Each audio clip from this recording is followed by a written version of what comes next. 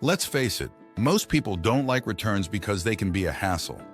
That's why, over the years at Eze, we further simplified the return process to ensure that if a situation arises for returns, it can be done in just 3 steps. To process a return, go to www.ezewholesale.com and sign into your account. Go to the Return Policy page and start your return or replacement process by clicking on File a Return. You will be redirected to the RMA tab on your dashboard. Click on File, RMA, against the order number. Fill out the RMA form and select relevant details such as reason detail, return option. Add images and comments to back up your request. Confirm your comment. Then click on the IMEI number checkbox and submit request.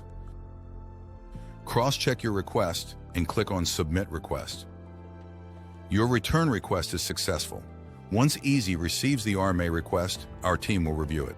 If approved, a credit note will be issued, or a replacement for the returned devices will be shipped. It is that simple.